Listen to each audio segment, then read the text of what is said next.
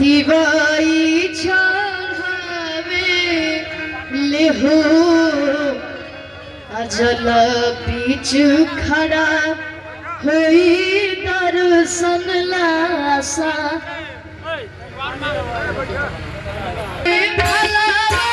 सूरज देव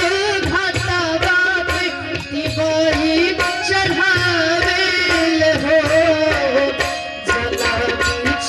खड़ा हुई दर्शन लासा लगावे ले हो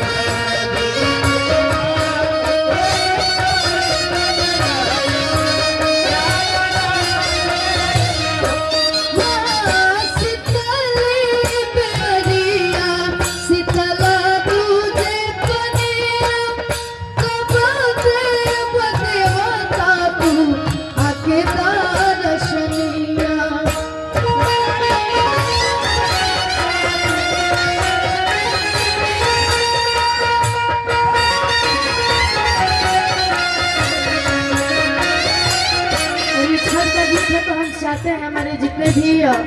भगवान की जनता जनाते हैं सभी लोग छठी मैया के लिए 2 मिनट के लिए आप सभी जितना भी लोग बैठे हैं 2 मिनट के लिए हमारी छठी मैया के लिए आप सभी खड़े हो जाइए। सब लोग हम चाहते हैं 2 मिनट के लिए हमारे जितने भी माता बहन है हमारे बाबा लोग हैं सारे लोग 2 मिनट के लिए खड़े हो जाइए और सब लोग ताली बजाएंगे। बाबा आप सब भी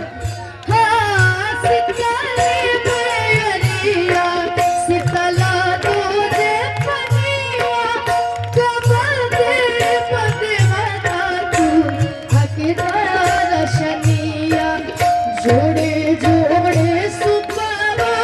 आते तो माला भरवा